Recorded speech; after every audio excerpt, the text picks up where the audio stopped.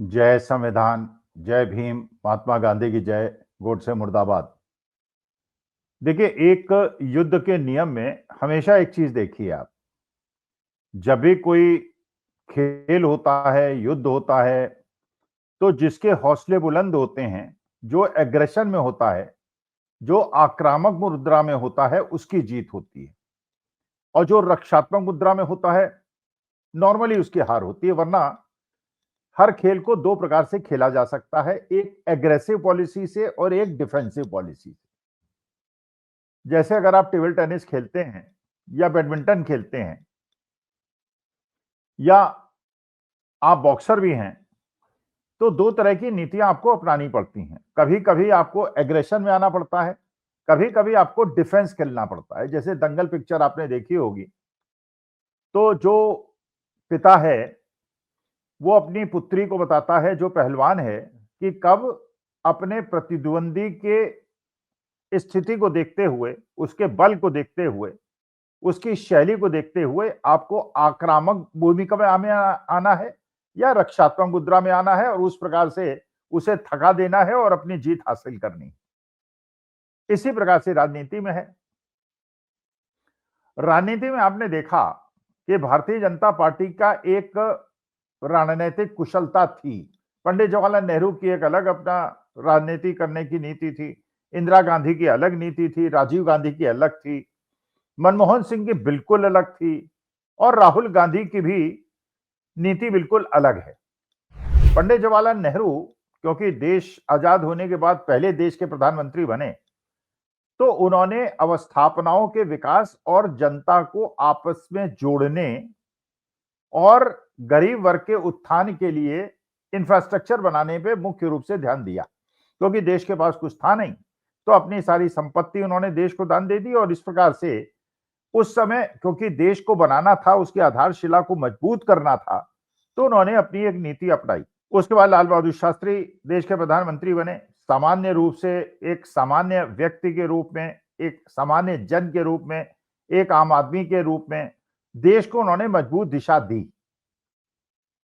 वो भारतवर्ष जो कि अमेरिका से गेहूं आयात करता था, जय जवान जय किसान का नारा दिया, लोगों का आह्वान किया कि दिन में एक बार खाना बंद करें, जिससे कि कंजम्पशन कम हो और देश के किसानों को उचित मूल्य मिल सके और देश में आयात को कम किया जा सके। और ग्रीन रिवॉल्यूशन लेके आए, फिर व्हाइट रिवॉल्यूशन लेके आया जिसमें मिल्क का उत्पादन बढ़ाया गया, टेक्निकल रिवॉल्यूशन लेके आए राजीव गांधी, जिसमें सैम पिट्रोडा ने देश के अंदर तकनीकी क्रांति लेके आए।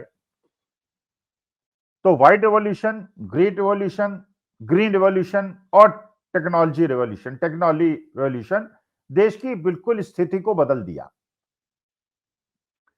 अटल जी की भी जो शैली थी वो आक्रामक जरूर थी, लेकिन वाक पटुता के परिचय की शैली थी। लेकिन जो पारस्परिक लोकतांत्रिक संबंध सत्ता पक्ष और विपक्ष के बीच में होने चाहिए, इन मर्यादाओं का ध्यान पंडित जवाहरलाल नेहरू ने भी रखा।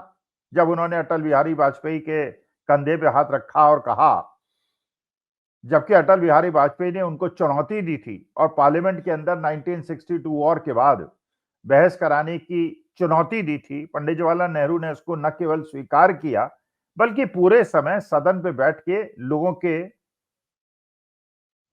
जो उन्होंने कहा उसको सुना, धैर्यतापूर्ण सुना, क्योंकि वो समझते थे यही लोकतंत्र की मर्यादा है। लाल बहादुर शास्त्री ने भी उसी प्रकार देश को एकजुट किया। इंदिरा गांधी ने, क्योंकि वो थोड़ा समय परिवर्तित हो गया था और कांग्रेस के प्रति दुराव बढ़ने लगा था, विरोध बढ़ने लगा था, इंदिरा गांधी ने एक एग्रेशन वाली पॉलिसी, एक आक्रामक मुद्रा वाली पॉलिसी को कांग्रेस के रिवाइवल के लिए, क्योंकि आपको याद होगा जब कांग्रेस का विघटन हुआ और कांग्रेस के बड़े बड़े नेता, सारे दिग्गज नेता, सारे बड़े उस समय के स्टालवर्ड्स, वो कांग्रेस में चले गए थे, इंदिरा जी के खिलाफ खड़े हो गए थे और इंदिरा जी ने इंदिरा कांग्रेस बनाई थी। और आश्चर्य रूप से जिस प्रकार की उनकी आक्रामक शैली थी, इंदिरा कांग्रेस ने विजय प्राप्त की थी, क्योंकि लोगों ने देखा था कि जिस इंदिरा गांधी को लोग गूंगी गुड़िया कहते थे और ये समझते थे कि ये महिला है, इस वजह से ये लड़ नहीं पाएगी और ठहर नहीं पाएगी और टिक नहीं पाएगी। लेकिन इंदिरा गांधी ने आक्रामक शैली अपना के जीत हासिल की और उसके बाद 1971 में क्या हुआ आपको पता है। लेकिन उनको एक आयरन लेडी की तरह लोगों ने याद किया और अटल जी ने भी उनका अभिवादन किया और उनकी प्रशंसा की और 1970 वॉर में जो हुआ पूरे देश ने उसकी सराहना की। लेकिन जब उन्होंने लोकतंत्र को छोड़कर तानाशाही और डिक्टेटरशिप के रूप में इमरजेंसी को लगाने का प्रयास किया तो लोगों ने उन्हें सत्ता में हटा दिया। वो दूसरी बात है कि जनता पार्टी ने भी अपनी नकारात्मकता और नकारेपन को दिखाया और 3 साल के अंदर वो सरकार गिर गई और कांग्रेस दोबारा शासन में आई। लेकिन इंदिरा जी की आक्रामक शैली डॉक्टर मनमोहन सिंह ने बिल्कुल ही रक्षात्मक रूप दृढ़ता से, धैर्यपूर्वक, शालीनता से हर आक्रमण का सामना न केवल किया बल्कि पूरे विश्व में भारत की धाक जमाई और पूरा विश्व ये मानने लगा कि हमारे देश के प्रधानमंत्री आर्थिक रूप से बहुत ही परिपक्व व्यक्ति हैं और पूरे विश्व को उनकी आवश्यकता है और जिस देश में गए उन्हें सम्मान मिला। उनमें आक्रामकता नहीं थी लेकिन एक धैर्य था, एक डिफेंस था और इस प्रकार से उनका डिफेंस था कि लोगों को उनकी शालीनता, उनके ज्ञान की विशालता का अनुभव होता था। लेकिन 2014 के बाद आपने देखा शुरू से मोदी जी ने बड़ी आक्रामक शैली का उपयोग किया और भारतीय जनता पार्टी ने बड़ी आक्रामक शैली का उपयोग किया और आज तक जो भारतीय लोकतंत्र के अंदर एक सत्ता पक्ष और विपक्ष के बीच में एक मध्यम मार्ग अपनाते थे और एक दूसरे का सम्मान करते थे, उस चीजों को पीछे छोड़कर भारतीय जनता पार्टी ने नारा दिया कांग्रेस हटाओ।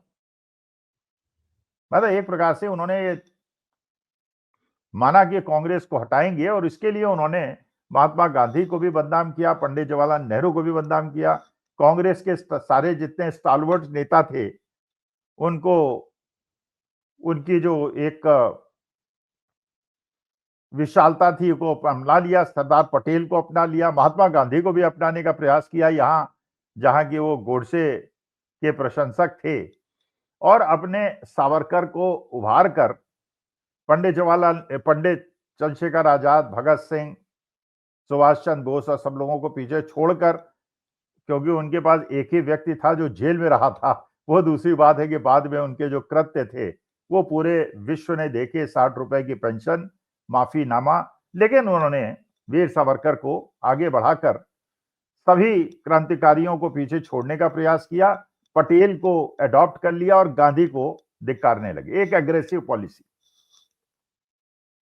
जब वो एग्रेशन में थे तो मेरे ख्याल से कांग्रेस और राहुल गांधी और सोनिया गांधी जैसे होता है ना आर्मी के अंदर जो रिट्रीट होता है, कभी कभी सेनाएं पीछे हटती हैं लेकिन पीछे हटने के पीछे भी एक रणनीति होती है। जैसे आपको याद होगा वर्ल्ड वॉर में जब जर्मनी की सेनाएं रूस में घुस रही थी तो रूस ने प्रतिरोध नहीं किया। उसने कहा कि जर्मनी की सेनाओं को घुसने दो। जर्मनी की सेना घुसती रही, निर्बाध रूप से घुसती रही। उन्हें लगा कि रूस की सेनाएं तो कहीं है ही नहीं, लेकिन रूस की सेनाओं ने क्या किया, जैसे जैसे पीछे हट रही थी अपने खेत खलिहान जलाती जा रही थी और रिट्रीट करती जा रही थी और जर्मनी की सेना बिना मौसम की जानकारी लिए हुए और सारी चीजों का अध्ययन किए हुए आगे बढ़ती जा रही थी और सोच रही थी कि हम रूस को रौंद देंगे। जब बहुत आगे बढ़ गई और जाड़े का समय आ गया तो रूस के अंदर आप जानते हैं ठंड बहुत ज्यादा पड़ती है, बर्फ जम जाती है। तो यह स्थिति हो गई कि जर्मनी की सेनाओं को खाने को नहीं मिला, ठंड से लोग परेशान हो गए और एक प्रकार से वो जीती जिताई बाजी जर्मनी के हाथ से निकल गई, रिट्रीट। तो मेरे ख्याल से यही 11 साल कांग्रेस ने शायद वो वाली पॉलिसी अपनाई कि अभी ये एग्रेशन मोड में है तो अभी एग्रेशन करेंगे तो फायदा नहीं होगा, क्योंकि जनता के अंदर भी एक ऐसा भ्रम पैदा कर दिया गया था भारतीय जनता पार्टी के द्वारा कि जैसे अच्छे दिन आएंगे, 15 लाख सबको मिलेंगे, किसानों की आमदनी डबल होगी। महिलाओं पे अत्याचार रुकेगा, बच्चों को रोजगार मिलेगा, 2 करोड़ रोजगार हर साल मिलेंगे। तो जनता एक मतिभ्रम की स्थिति में थी। इसलिए उस समय एग्रेशन करना उचित नहीं था, क्योंकि मोदी जी और भारतीय जनता पार्टी एक बड़े स्ट्रांग पेडेस्टल में थे। लेकिन धीरे-धीरे जब नोटबंदी हुई, अब तो ये खबर आ रही है कि नोटबंदी जो हुई थी अमेरिका के इशारे में हुई थी, क्योंकि हमको भी आश्चर्य हुआ था, सभी लोगों को आश्चर्य हुआ था, क्योंकि आज तक विश्व के अंदर जहां भी नोटबंदी हुई है वहां सफलता ही प्राप्त हुई है और वहां की इकोनॉमी बर्बाद हो गई है। तो भारत के अंदर ये क्यों हुआ था, वो अब समझ में आ रहा है कि वो अमेरिका के इशारे पे हुआ था, जिससे कैपिटलिज्म को आगे बढ़ाया जा सके, क्रोनिक कैपिटलिज्म को आगे बढ़ाया जा सके और देश के हमारे ढांचे को कमजोर किया जा सके, जिसके बाद से एमएसएमई और छोटे उद्योग खत्म हो गए और छोटे दुकानदार भी खत्म हो गए। बड़े बड़े उद्योगपतियों ने कब्जा कर लिया और बाहर के उद्योगपतियों ने इसका फायदा उठाया। देखें देखें, समय परिवर्तनशील होता है, समय तो बदलता ही रहता है। पिछले 2 महीने के अंदर अमेरिका के चाहने के बावजूद, अमेरिका के इशारों पे चलने के बावजूद जिस प्रकार से चीजें सामने आने लगी, एप्स्टीन फाइल आई, अडानी जी का केस आया, वो अडानी जी जो कि आज के तारीख में भारतीय जनता पार्टी के सबसे प्रिय सेठ हैं, मोदी जी के प्रिय सेठ हैं, जिन्हें सारी सरकारी संपत्तियां दी जा रही हैं, वो भी जांच के घेरे में आ गए। इधर जनरल नरवाणे ने किताब लिख दी, वहां भी मुश्किल हो गई। जब बांग्लादेश के अंदर कू हुआ तो सबसे अच्छी मित्र शेख हसीना को वहां से भागना पड़ा और देश के अंदर आ गई और भारत ने उसको शरण दे दी, जबकि पूरे विश्व में कोई देश उन्हें शरण देने को तैयार नहीं था।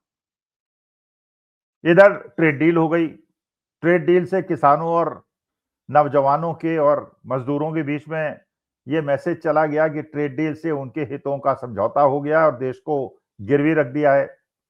तो जो स्थिति एक एग्रेशन वाली थी भारतीय जनता पार्टी की, जो उनकी स्टाइल थी खेलने की, एग्रेशन स्टाइल खेलने की थी, अब उनको रिट्रीट करना पड़ा और डिफेंसिव मोड में आना पड़ा। और ये कांग्रेस ने समय देखा, ये समय वो समय है जिसमें एग्रेशन से फायदा हो सकता है, इसलिए राहुल गांधी ने अपने मोड को चेंज किया और एग्रेशन मोड में आ गए। अभी तक एसआईआर हुई, दिल्ली के अंदर शिकायत करते रहे अरविंद केजरीवाल, लेकिन कांग्रेस ने उनका साथ नहीं दिया। पश्चिम बंगाल के अंदर ममता बनर्जी शिकायत करती नहीं, लेकिन दूसरे विपक्षी दलों ने शायद उतना साथ नहीं दिया। उत्तर प्रदेश के अंदर अखिलेश शिकायत करते रहे, लेकिन बीएसपी ने साथ नहीं दिया। लेकिन धीरे धीरे जैसे महाराष्ट्र के अंदर, हरियाणा के अंदर, दिल्ली के अंदर, हर देश के अंदर, हर प्रदेश के अंदर एसआईआर के माध्यम से और चुनाव आयोग के संलग्नता की वजह से भारतीय जनता पार्टी अनपेक्षित रूप से जीतने लगी। अब ये विपक्षी दलों को भी ये समझ में आने लगा कि उनकी राजनीति खत्म हो जाएगी और वो विपक्षी राजनीति कर ही नहीं पाएंगे, तो वहां भी एक मतैक्य बन गया कि we have to fight back.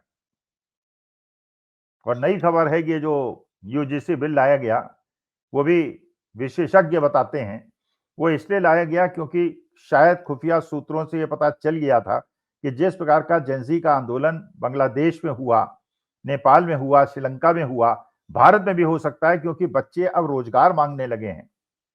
इसलिए बच्चों को आपस में भिड़ा के, दलित छात्रों और ओबीसी छात्रों को एक तरफ खड़ा करके और सवर्ण छात्रों को एक तरफ खड़ा करके बच्चों का ध्यान, युवाओं का ध्यान हटा दिया गया, जिससे वो इसमें उलझे रहें और अपने अधिकारों को न मांगे। लेकिन जो एक एग्रेशन मोड था भारतीय जनता पार्टी का, वो डिफेंसिव मोड में चला गया और कांग्रेस ने उसका फायदा उठा के अब जो राहुल गांधी की बोलने की स्टाइल जो है और कांग्रेस के प्रवक्ताओं की जो बोलने की स्टाइल है वो डिफरेंट है। और भारतीय जनता पार्टी के नेताओं की बोलने की स्टाइल देखिए, जो पहले फुल ऑफ एग्रेशन रहती थी, वो डिफेंसिव मोड। और यही परिवर्तन का सूचक है, यही परिवर्तन का सूचक है कि जो अभी तक डिफेंसिव मोड में थे एग्रेशन में आ गए, जो एग्रेशन में थे वो डिफेंसिव मोड में आ गए। इसका मतलब मौसम बदल रहा है और सूनर देन लेटर वो स्थिति हो सकती है जो हम नहीं चाहते कि हो। लेकिन मामला बहुत गंभीर है, डामाडोल है और mister Modi, the prime minister, honourable prime minister of India, should become cautious. नमस्कार, धन्यवाद और प्रणाम।